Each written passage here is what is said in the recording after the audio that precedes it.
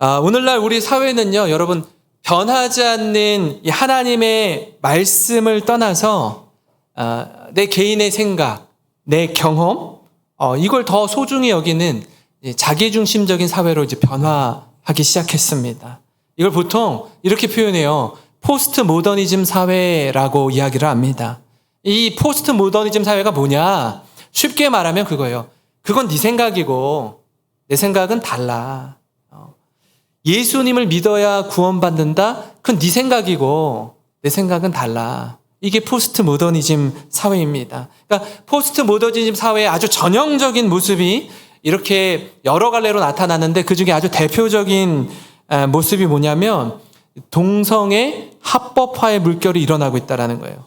제가 최근에 접한 소식은 뭐였냐면 한국에 여성과 여성이 결혼을 해서 레즈비언이라고 하는데 동성애자가 결혼해서 부부가 되었어요. 우리나라는 아직 인정하지는 않습니다. 그래서 미국 뉴욕에 가서 동성 결혼을 했어요. 자녀를 낳을 수 없잖아요. 자녀를 어떻게 하면 낳을 수 있을까 생각하다가 이 벨기에의 난임병원에서 정자를 기증받아서 그 여성 둘 중에 한 사람이 이제 여성 역할을 한 사람이 있겠죠. 사람이 임신을 하고 최근에 출산을 했습니다. 출산을 했어요. 뭐 우리나라에서 낳았는데 태어나 보니까 어떻죠? 아빠는 없고 엄마만 둘인 거예요. 엄마만 둘인 거예요. 저들은 이렇게 주장합니다. 우리가 우리 성을 택하고 내가 여성으로 태어났는데 여성이 좋은 걸 어떻게 해요? 남성으로 태어났는데 남성이 좋은 걸 어떻게 해요? 내 마음 아닙니까? 그러면 안 돼. 그건 네 생각이고 우리는 달라요. 라는 거예요. 그러면 한번 생각해 볼까요? 그 동성애자들은 자신의 성 정체성에 관해서 내 마음이라고, 내가 여성인데 여성을 좋아하겠다는데 당신이 무슨 상관이냐. 성 정체성의 자유를 주장합니다. 그죠? 그러면 그 부부에게서 태어난 이 딸이 태어났거든요. 딸은 나중에 성장하면서 엄마만 둘이에요. 아빠가 없어요. 그 아이에게 있어서의 아빠가 없는 이 가정은 아이에게 성 정체성에 대한 혼란을 가져오지 않겠습니까? 그것도 자유라고 말할 수 있어요? 여러분, 한 걸음 더 나아가서는요, 우리나라가 이제는 성전환 수술을 하지 않아도 남성이 여성이 될 수 있고 여성이 남성이 될 수도 있는 사회가 되었습니다.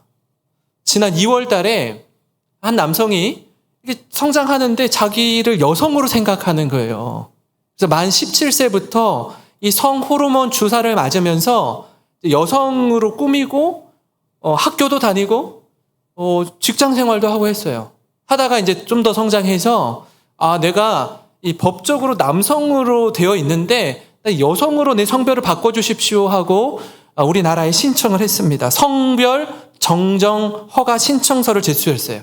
1심에서는 이거는 사회적으로 문제가 일어날 수 있고 혐오스러울 수 있기 때문에 인정할 수 없습니다 하고 거절했습니다. 그런데 2심에서 서울 서부지방법원 민사부는 이렇게 판결했어요. 외부 성기가 어떠한가는 성 정체성 판단을 위한 평가에 필수 불가결한 요소는 아니라고 봐야 한다며 이 요청을 받아들였습니다.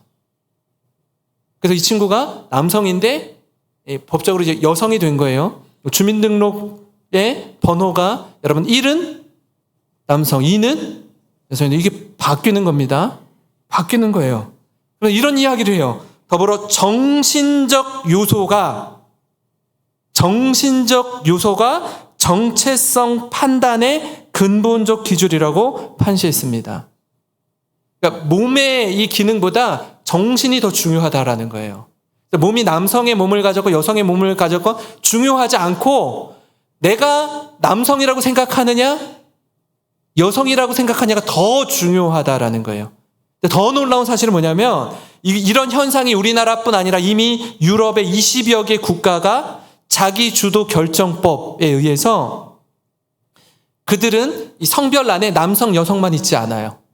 남성, 여성, 다양, 기재 안함.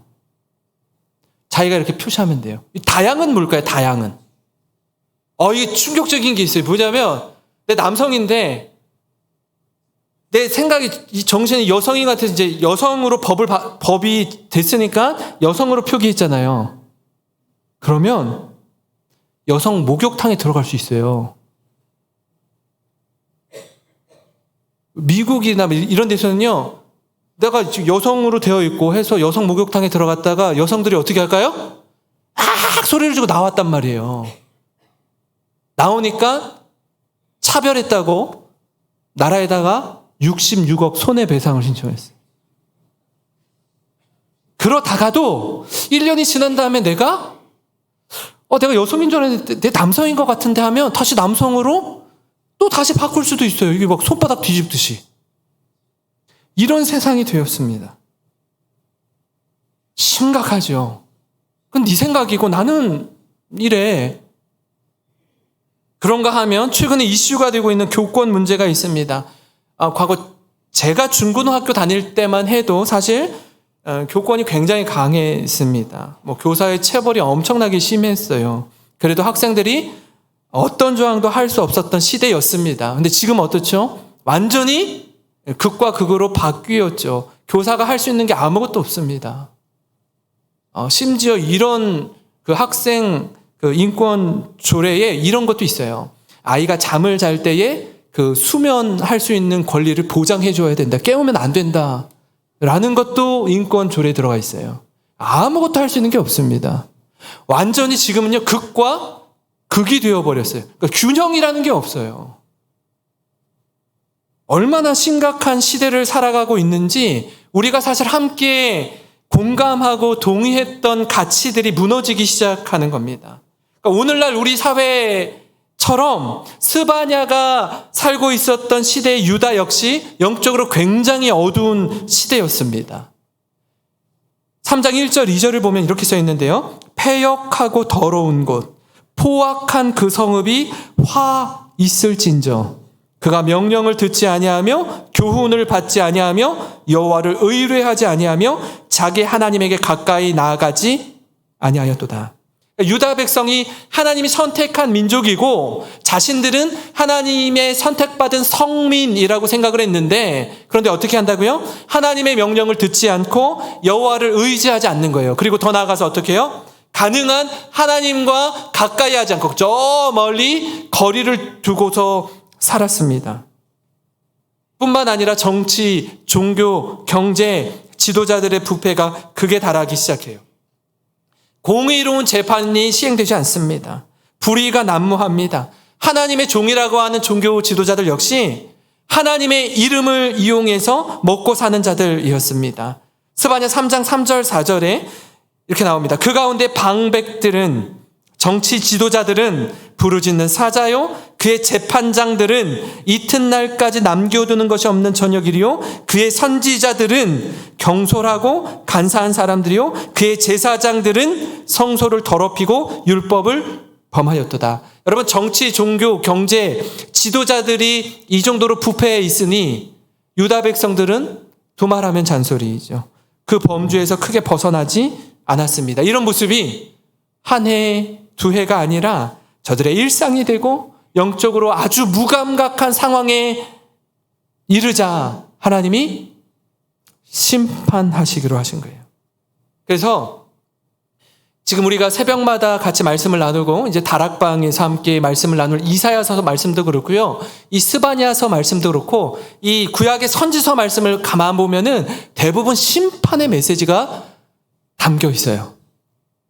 이 스바냐서도 1장부터 3장까지밖에 없는데 처음부터 끝까지 다 하나님의 엄중한 심판의 말씀이 담겨 있습니다. 유다를 위협했던 블레셋, 모압, 암몬, 구스와 아수르에 이르기까지 우주적인 심판을 다룬 후에 누구마저 심판하신다고요? 하나님의 백성인 유다마저 심판하시겠다라고 말씀하시는 거예요. 그러니까 우주적으로 총체적으로 부패한 시대 상황을 가리키고 있다라는 겁니다. 지금 이 시대, 이 세상이 어떻게 변질되어 가는지 우리에게 전하고 있는 말씀 아닙니까? 근데 이 하나님의 심판이요, 심판 자체가 목적은 아니라는 겁니다. 심판 이후에 구원과 회복이 목적이라는 거예요. 그럼에도 불구하고 우리가 기억해야 할 게 뭐냐면, 죄로 인해서 부패해진 저들에게 반드시 심판의 시간이 있다라는 겁니다. 이걸 통과해야 회복과 구원의 날이 이르게 되는 거예요. 그래서 우리가 너무나 잘 알고 있고 찬양하고 있는 이 스바냐 3장 17절 말씀이 훨씬 더 강력한 은혜로 다가오는 게 뭐냐면, 스바냐서 1장부터 3장까지 이 사랑의 언어와 메시지가 담겨 있는 게 아니라 그 앞에 모든 말씀은 아주 엄중한 경고와 심판의 메시지로 가득해 있는데, 그 가운데 마지막 부분에 나와 있는 이 사랑의 언어, 회복의 메시지가 우리에게 훨씬 더 크게 작용하고 다가오기 때문에 그렇습니다. 하나님의 진심은 사실 여기에 방점이 찍혀 있기 때문입니다. 사랑하는 성도 여러분, 여러분 인생 가운데 하나님의 심판의 자리 가운데 계시는 분 있습니까? 힘들어요. 어려워요. 이 시간이 좀 빨리 지나갔으면 좋겠는데 계속 지속되는 것 같아요.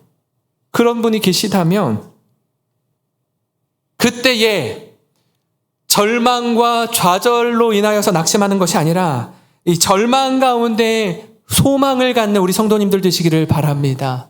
오늘 말씀을 중심으로 이 부분을 함께 나눌 텐데요. 우리가 절망 가운데 소망을 가져야 하는 이유, 첫째는 뭐냐면 우리와 함께 하시는 하나님이 계시기 때문입니다. 사실 하나님의 심판은요, 우리를 굉장히 두렵게 합니다. 왜요? 우리가 모두 죄인이기 때문에 그래요. 그러나 이 죄인된 우리를 향해서 덮어주시는 하나님의 은혜가 있습니다. 누구입니까? 예수 그리스도입니다. 우리 죄인인데 나도 알고 주님도 알고 모든 사람이 아는데 막 이렇게 뒤집어서 막 다 까발려서 그 죄를 드러내면서 너 죄인이잖아. 너 이런 사람이야. 너 이것밖에 안 돼. 이렇게 정죄하지 않으시고 이 모든 죄를 그리스도의 보혈로 덮어주시는 거예요. 덮으시면서 뭐라고요? 넌 의로운 자란다. 괜찮아. 이렇게 덮어주시는 겁니다. 그게 하나님의 은혜예요. 하나님 사랑입니다. 그래서 더 이상 심판이 두렵지 않습니다.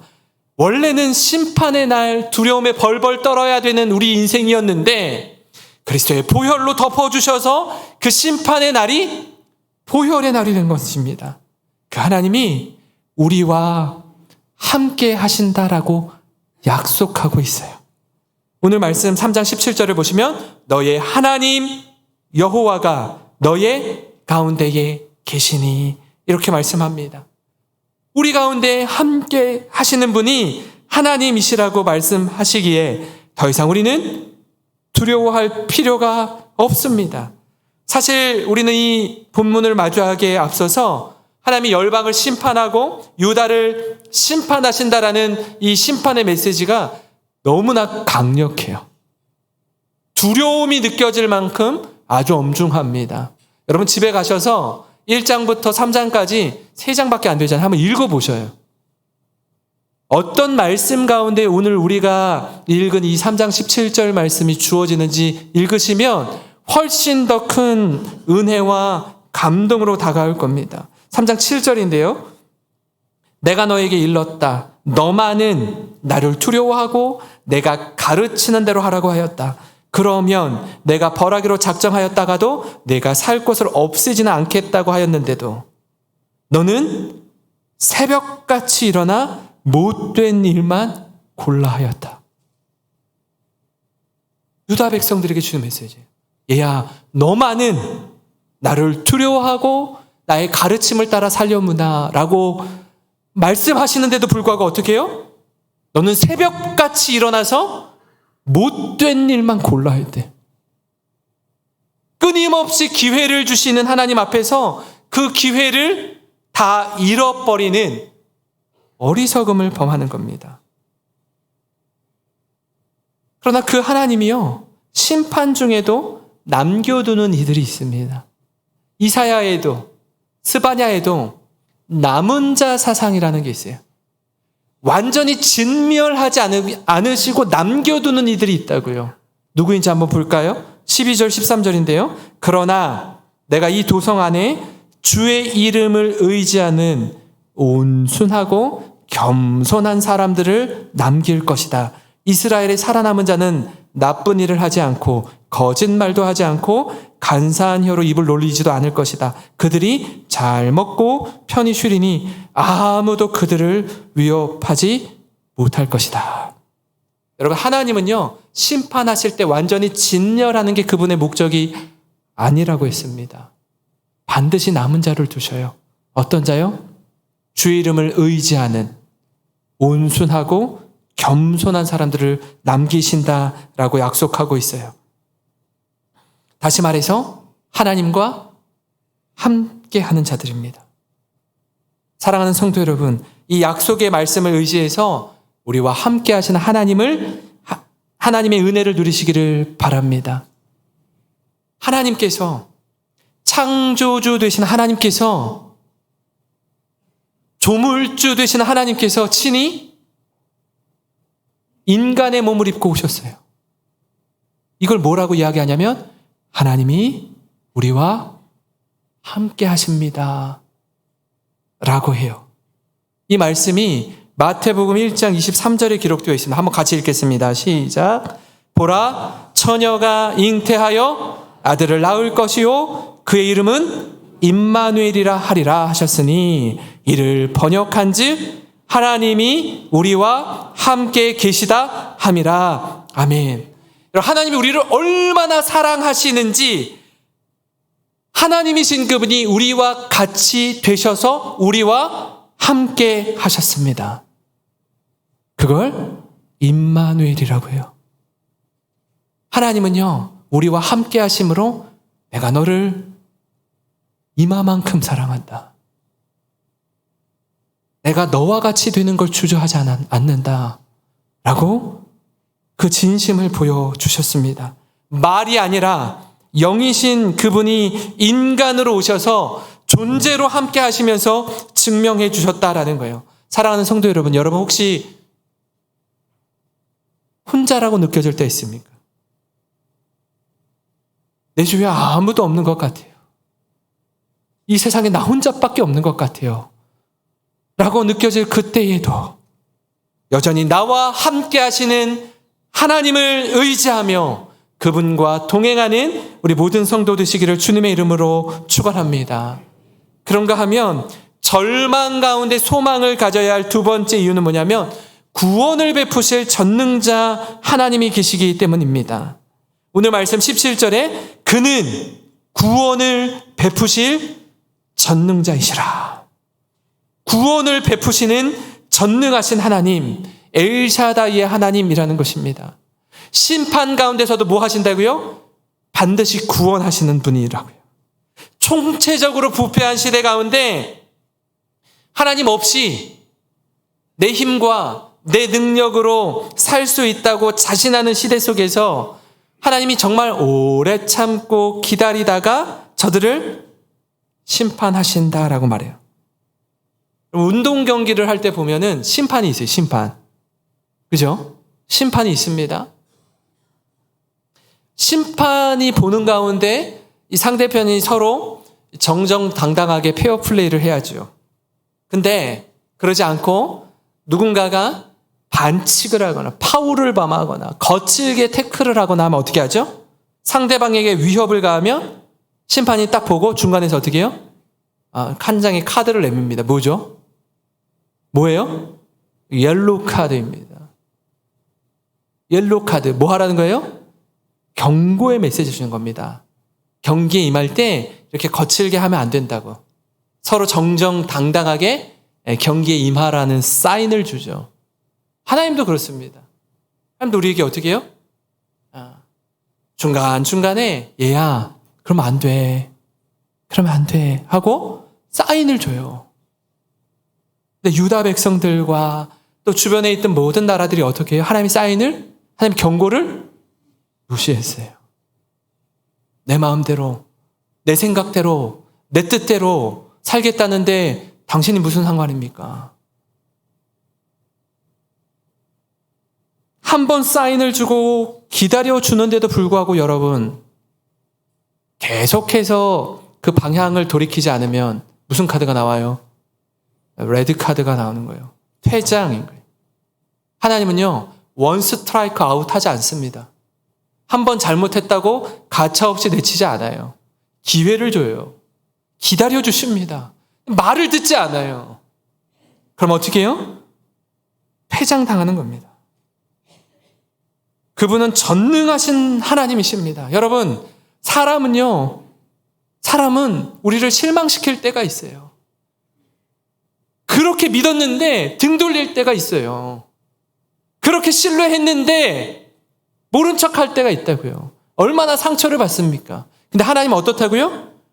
우리가 온전히 신뢰할 만한 분이라는 것입니다.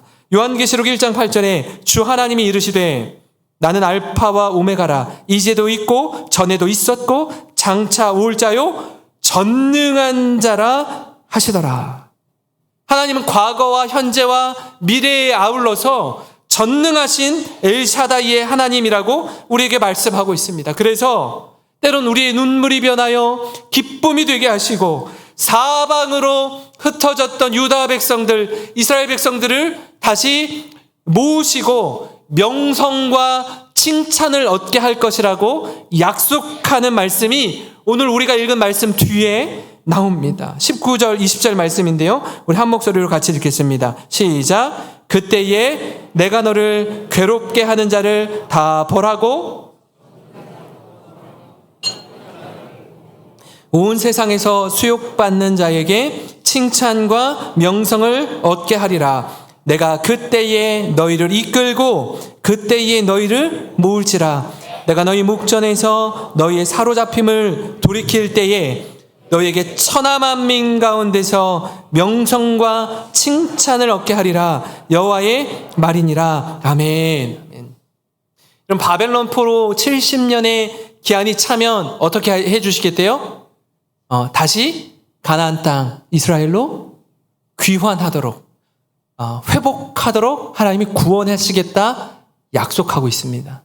그러니까 1장에서부터 3장에 이르기까지 심판의 메시지가 굉장히 엄중하게 기록되어 있지만 이 17절 이후로 나오는 말씀은 어떤 메시지예요? 내가 너를 얼마나 사랑하는지, 내가 너의 구원자가 되고 내가 너희를 회복시켜서 칭찬과 명성을 얻게 할 것이다 라는 말씀이 뒤에 담겨 있어요. 이게 하나님의 진심인 줄 믿으시기 바랍니다. 근데 성도 여러분, 심판의 날에는요 반드시 기다림의 때가 있습니다. 그날이 너무 길어요. 70년은 어떻게 버팁니까? 그죠? 우리나라는 경험해 봤잖아요. 여기 연로하신 우리 권사님들, 장로님들 계시잖아요. 이 일본 강점기, 일제 강점기 시대를 여러분 지나오셨잖아요. 어떻게 잊을 수 있어요? 1909년부터 1945년까지 36년간의 시간을 지나면서 얼마나 우리에게 그게 상처가 되고 아픔이 되고 눈물이 되었는지 저는 그 시대를 경험하지 못했음에도 불구하고 제 자녀 세대도 그 시대를 경험하지 못했음에도 불구하고 우리는 일본을 미워하잖아요. 그죠? 군산에 오니까 제가 충격받은 게 있었어요. 뭐였냐면 그 어디 음식점에 가고 여기 근대 역사 문화관에 가니까 뭐가 있어요? 쌀자루를 포대를 탑같이 쌓아놨더라고요. 그래서 제가 이거 뭐냐고 물었어요. 뭐냐고 했더니 일본 사람들이 이 우리나라에서 제일 큰 이 평야 이 땅에서 난 모든 쌀을 다 가지고 배에다 싣고 자기 나라로 갔다는 거예요. 그 흔적이 이 군산에 있지 않습니까? 제가 보면서 너무 충격을 받아요. 이런 일이 있었고, 이런 일이. 전 세계에서 일본을 무시하는 나라는 딱 한 나라밖에 없어요. 누구예요? 대한민국밖에 없어요. 미국 다음으로 강한 강대국인데 우리나라는 뭐 다 필요 없어. 무조건 일본은 아주 그냥 막 그냥 다른 나라랑 스포츠 경기를 해서 뭐 지면은 질 수 있어요. 그러나 일본한테 지면은 막 울분이 막 뭐 다 져도 괜찮아. 그렇지만 일본은 무조건 이겨야 돼. 왜요? 상처가 있어. 상처가. 유다 사람들은요, 그러면 남쪽 유다 사람들은 바벨론 70년 우리나라 2배 동안 포로 생활을 했어요. 얼마나 분노가 있고 상처가 있겠어요. 하나님, 어느 때입니까? 이스라엘의 회복이 어느 때입니까? 70년 기다리라는 거예요. 힘든데, 아픈데, 눈물 나는데 하루빨리 이 시간이 지나가고 회복되었으면 좋겠는데 하루하루가 너무 고단한 겁니다. 그러나 그 기다림의 시간이 반드시 끝이 있다라고 약속하고 있어요. 기다림의 시간 이후에 하나님 반드시 회복을 약속해 주십니다. 사랑하는 성도 여러분, 절망 가운데 혹 낙심에 빠진 분들 계십니까? 그 시간이 너무 긴 거예요. 하나님 좀 적당히 하시죠. 너무 힘들어요. 못 버티겠어요. 너무 억울하고 답답해서 하늘을 향해서 삿대질하고 싶을 만큼 고통 가운데 계신 분 있습니까?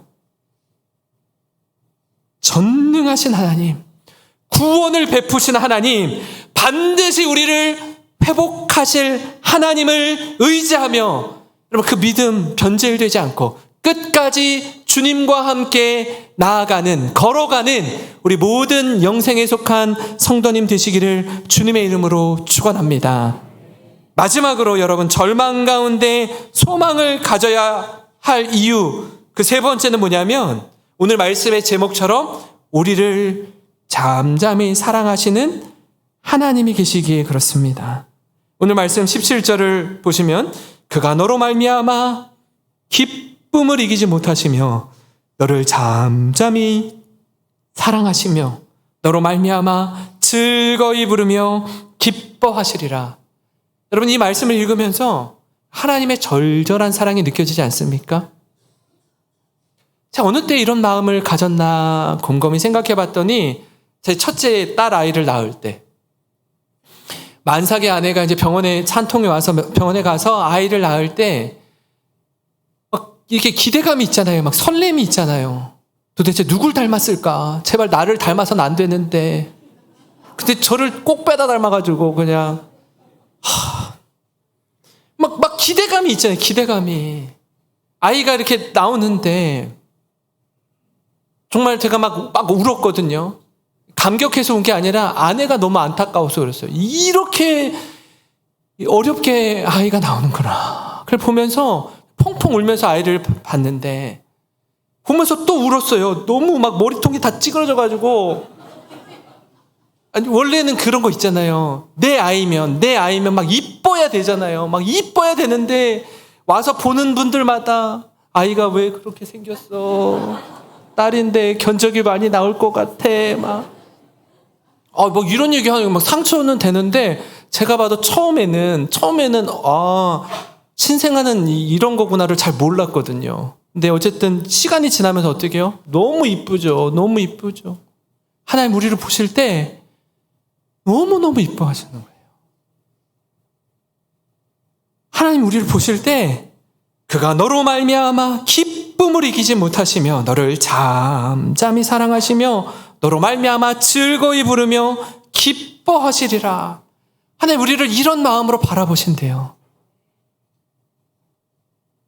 라오스 김효 선교사님이 한국에 있을 때 지금 라오 시민 농인교회를 이렇게 사역하고 있지만 원래 본인 전공은 시각장애인이었어요. 특수교육대학원을 나왔거든요. 단국대학교에. 시각장애인 청소년 사역을 했습니다. 그 아이들이 함께 이렇게 찬양도 하고 앨범도 만들고 이렇게 했는데 그중에 희망의 나무라는 곡이 있습니다. 제가 아마 지난번 영상을 통해서 보여드렸던 그 가사인데 제가 한번 읽어드릴게요. 내 삶에 깊은 슬픔이 찾아와서 난 많이 괴로웠지만 또 흔들렸지만 그 아픔의 시간 통해 예전엔 몰랐던 은혜와 기쁨을 맛보았죠. 생명이 얼마나 소중한 건지, 감사는 얼마나 작은 데서 시작되는지, 절망은 얼마나 나를 죽게 하는지, 소망은 얼마나 큰 힘을 주는지, 내 고통까지도 사용하시어 생명의 빛으로 세상을 밝히시는 주, 그 사랑 안에 있다면 나의 이 고난도 큰 축복이란 걸 깨닫게 하셨죠. 내 모든 것 주님께 감사해요. 여러분, 이 손혜림, 손혜선 두 자매 모두 다 선천성 녹내장으로 어릴 때부터 앞을 보지 못하는 자매였습니다. 부모님의 심정이 어땠을까요? 너무나 많이 아프니까, 너무나 고통스러우니까 여러분, 눈에 안과 가면 무조건 처음에 검사하는 게 있어요. 안압 측정을 하거든요. 눈의 압력이 너무 센 거예요. 그러니까 눈이 빠질 것 같이 아픈 거예요. 10번을 수술했는데도 방법이 없으니까 그 눈을 빼서 가짜 눈, 의 안을 이렇게 넣는 거예요.